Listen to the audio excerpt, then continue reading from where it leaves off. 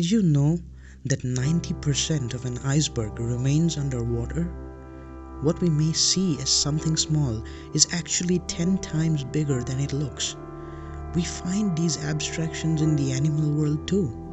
A tadpole turns into a frog, a caterpillar turns into a butterfly, a cuckoo's egg looks similar to a crow's egg. Many non-venomous snakes look extremely similar to venomous snakes. Animals exhibit physical behaviors based on complete lies that are mostly essential to their survival. But what about us, humans? Every person that we see around us are never their actual selves. How we know a person is always based on just a version of what they show us and our manifestation of whatever we see in them. A large percentage of what they show us could be complete lies, and a large percentage of what we assume could be based on our clouded judgment. To see is not to believe, because sometimes truth lies. Some people show more than who they actually are, mostly to reconfirm high assumptions that friends hold for them. They pretend to watch, learn, share, appreciate, and advocate things they don't believe in at all.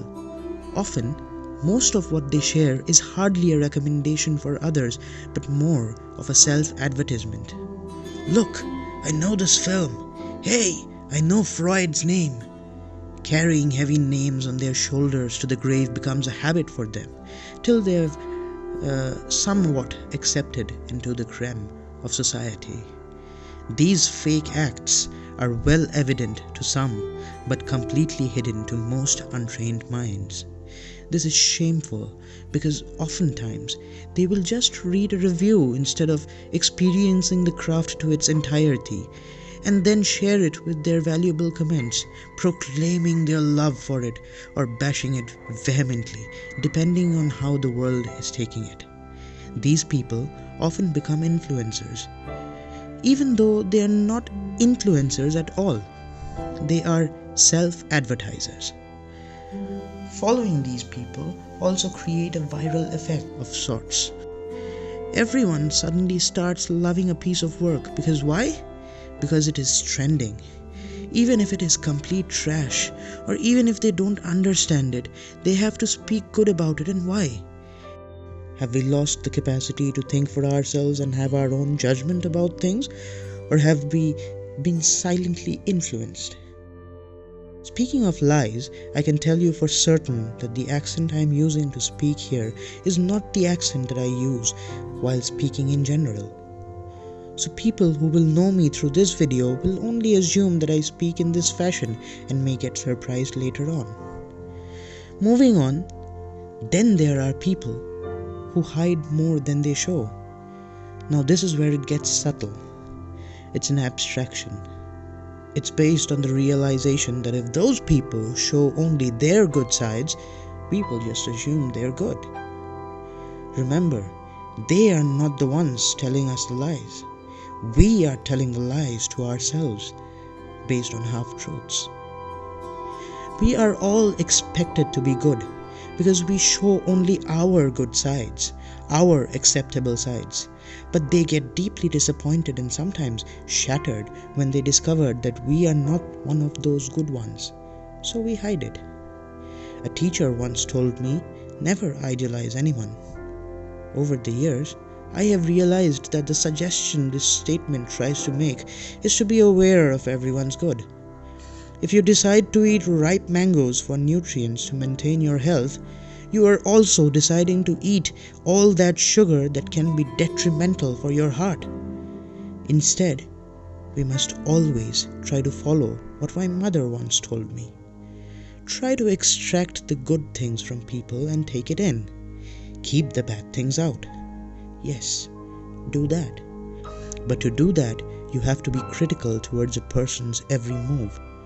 To do that, you have to expect the fact that the ones you love the most can be wrong, can make mistakes, and can also be villainously evil. To do that, you must never cloud your judgment of right and wrong based on people you love and hate. Ever wondered why legends are not born in this generation? There's no Rabindranath, no Vivekananda, no Mother Teresa. Is it because we are beginning to look through progressive lenses instead of bipolar ones? It is because we have started to stop putting people on thrones and started to only extract the good parts from them. The most hated man or woman in the world will have good sides, and the most loved woman or man in the world will have bad sides. There is no complete black or complete white. So our love or hate for people can also never be absolute. Influential people or not, they can turn out to be exactly the opposite of what they once stood for. Expect them to teach you wrong, even if they have taught you 100 things right. Get influenced, don't get blind. It's not about distrusting these people all of a sudden, but it's everything to do with not getting disappointed yourself, to at least garner the possibility of such a situation to arise. Expect them to be wrong about you, expect them to tell you that you are not good enough, but don't believe that.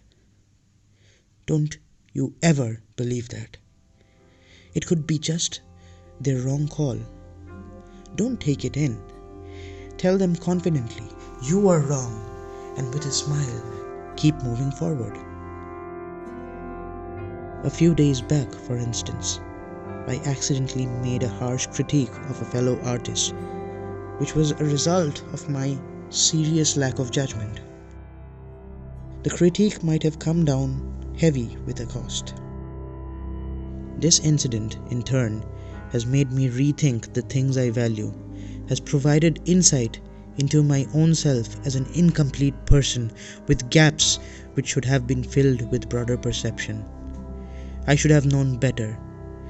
I'm not perfect, perhaps insignificant, but I will try to be human. I have made unforgivable mistakes at the behest of hurting other individuals, but at least I can try to change myself. As a wise man once said, the first step in solving a problem is to know there is one.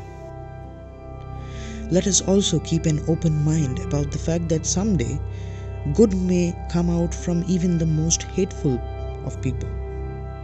And let us then not throw stones at him or her. Let us give it our good human perspective. Be wise. Take care. Do not let anything come in between your rationale and your judgment. And do the right thing today. To the ones I have hurt by my actions and inactions, I am truly, deeply sorry.